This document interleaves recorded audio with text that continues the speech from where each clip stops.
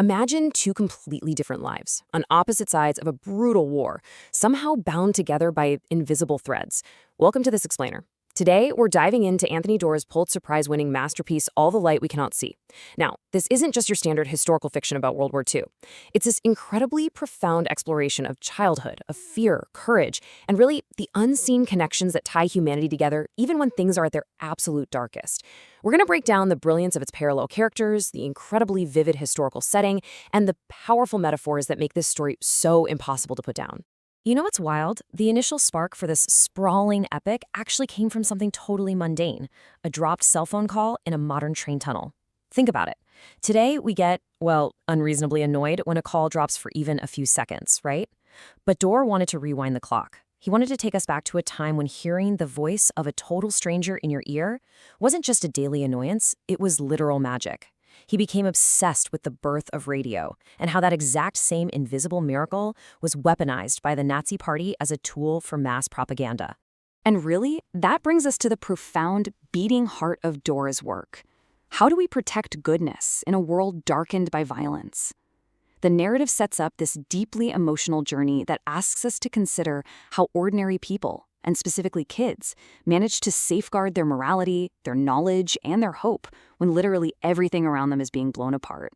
It actually took a full decade to research and write this book, and man, it shows. The lyrical, gorgeous prose captures the intimate, human cost of war without ever glorifying the violence itself. It won the 2015 Pulitzer Prize for fiction, and honestly, it's so easy to see why. Doerr's research was obsessive. He didn't just casually study battles, he dug into exactly how German orphanages operated, the specific architecture of French museums, heck, even the exact number of storm drains in a coastal town. And he weaves all of this into a gripping, nonlinear storyline that constantly jumps back and forth through time. That meticulous research really builds the historical stakes, especially when we look at the heavily fortified French coastal town of Saint-Malo. In the story, this place isn't just a backdrop, it functions almost like a living, breathing character. This historic port town on the northern coast of Brittany becomes the geographical anchor, the exact spot where our two main characters' lives are destined to finally intersect. The transformation of Saint-Malo is just staggering. Before the war, it was this beautiful holiday destination, right? About 13,000 people, known for its spas, its casinos, wealthy Parisians on vacation. But by 1944, it was a dangerous, trapped fortress. The Germans had completely incorporated it into their Atlantic Wall program using forced labor. The streets were no longer just streets. They were spaces of intense paranoia, constant surveillance, and eventually, the site of a devastating siege and Allied bombing. In that environment, the simplest everyday acts literally became matters of life and death. Within all this tension, Doerr uses these brilliant, short, punchy chapters to constantly bounce us between two parallel characters. We've got a French girl and a German boy growing up on opposite sides of the impending conflict. At first glance, their lives seem totally separate, completely divided by countries and languages.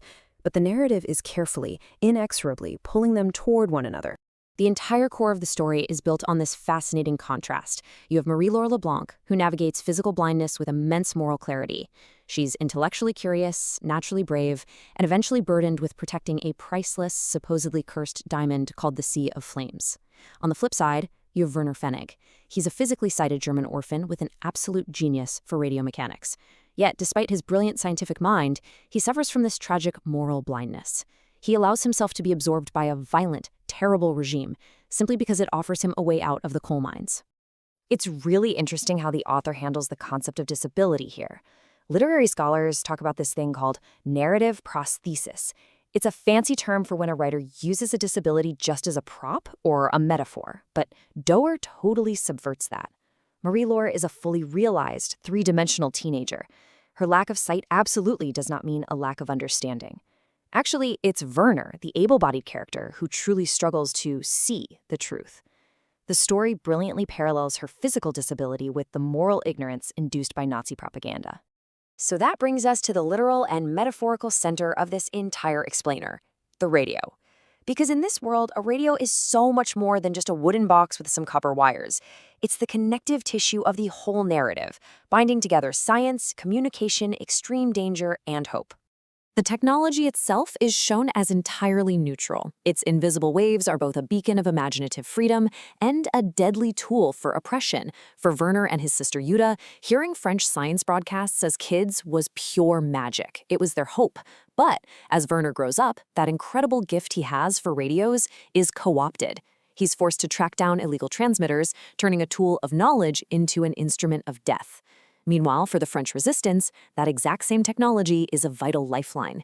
It begs the question, is knowledge truly valuable if it isn't guided by a conscience? And because of this technology, war isn't just something happening way out on a battlefield with generals pointing at maps. It enters the quiet corners of an attic. It sneaks through the speaker of a radio in the dead of night. It shows how kids like Marie-Laure and Werner are forced to inherit this violent, broken world they never asked for, dealing with starvation, fear, and deep moral danger long before they're even adults. 35,000. To put that into perspective, that is the estimated number of armed French resistance fighters operating in Brittany by August 1944. It proves that immense, unseen forces of courage were constantly, stubbornly pushing back against the darkness. It really highlights the novel's theme of quiet resilience. Resistance wasn't always dramatic Hollywood-style gunfights. More often, it was an old woman organizing a domestic spy network, or a blind teenage girl bravely reading Jules Verne into an illegal radio transmitter. Okay, quick heads up. We are about to dive right into the climax of the story, so if you haven't read the book yet, you might want to hit pause on this explainer right here.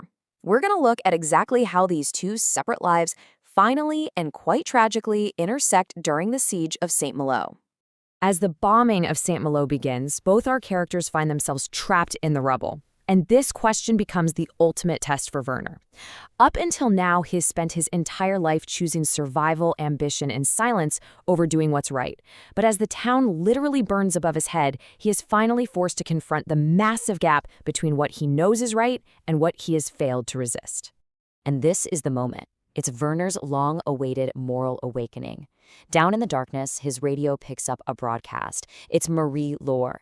And get this, she is broadcasting over the exact same frequency that played the science programs he listened to as a little boy.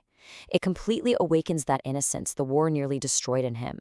By choosing to protect her voice and actively seeking her out to save her instead of just blindly obeying his commanders, he finally shatters his own moral blindness.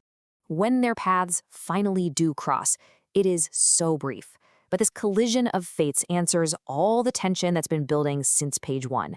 It brings all those invisible connections we've been talking about into a sudden, vivid, and beautifully visible form. Now, what's really crucial to realize here is that Werner's single act of compassion doesn't just magically erase his past complicity. Doerr refuses to give us a simple, cookie-cutter fairy tale hero. Instead, he impartially highlights a much more complex reality, that people can still exercise agency and choose goodness, even from deep within a completely broken, violent system. Werner's final act matters precisely because it comes from that buried part of him that once loved knowledge, beauty, and truth. You know, while recent television adaptations have absolutely brought this world to the screen, the novel itself continues to resonate on a totally different level. It offers this incredibly rich emotional experience because it immerses us so deeply in the internal lives of these characters. It's a poignant reminder that history isn't just public events and dates.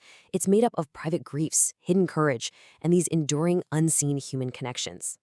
So bringing it all together, the title itself, All the Light We Cannot See, is a massive metaphor.